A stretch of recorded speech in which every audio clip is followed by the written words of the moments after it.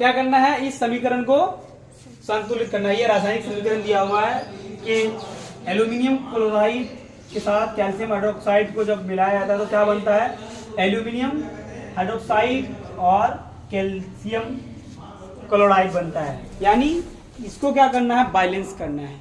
अब बैलेंस करने के लिए सबसे पहले हम लोग लिखेंगे कि LHS की तरफ क्या क्या है।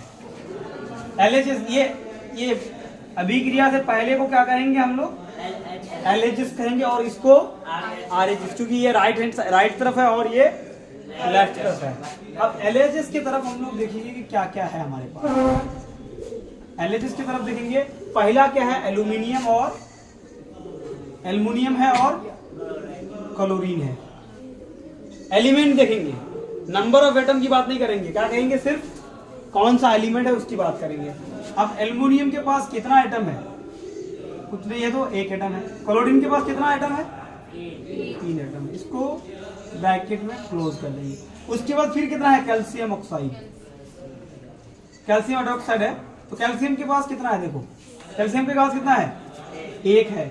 ऑक्सीजन के पास कितना है, ऑक्सीजन के पास 2, हाइड्रोजन के पास भी 2।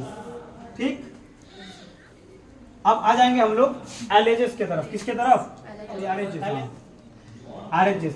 तो RHS में एल्युमिनियम कितना है, 1, ऑक्सीजन 3, हाइड्रोजन 3, कितना है, 3। अब यहाँ पे फिर दूसरा कंपाउंड क्या है, कैल्शियम क्लोराइड। कैल्शियम कितना है, 1 है। क्लोरीन कितना है, 2 है। अब हम लोग करेंगे, अब देखिए एल्यूमिनियम यहाँ पे भी 1 है, यहाँ पे भी 1 है। ऑक्सीजन यहाँ पे 3, हाइड्रोजन 3, ऑक्सीजन 2, हाइड्रोजन 2, कैल्शियम 1, इसमें कैल्शियम भी 1, इसमें क्लोरीन 2, इसमें क्लोरीन 3। अब यहाँ पे इनमें से किनको किनके साथ गुना किया जाए कि ये जो है दोनों तरफ क्या हो जाए, बराबर हो जाए। अब हम लोग अगर इसको 2 से मल्टीप्लाई करते हैं, इसको 2 से मल्टीप्लाई करेंगे तो यहाँ पे इसके बाद देखो एल्यूमिनियम के साथ 2 कम, यानी एल्यूमिनियम का नंबर कितना हो गया, 2 हो गया। उसके बाद 2 के साथ क्लोरीन को करेंगे द्वितीय 6 हो रहा है। अब इस पार भी कहीं पे लेके आएंगे, किसको, क्लोरीन और एल्यूमिनियम को बराबर करेंगे।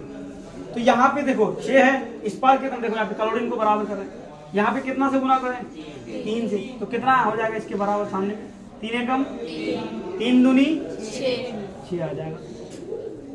क्लोरीन यहाँ पे बराबर हो गया, हुआ कि नहीं। अब एल्युमिनियम कितना है, इस पार कितना है, तो इसका ये मतलब है कि इसके साथ 2 के साथ अगर गुना करें तो 2 कम, यहाँ पे कितना है 6, यहाँ पे कितना हो जाएगा 6।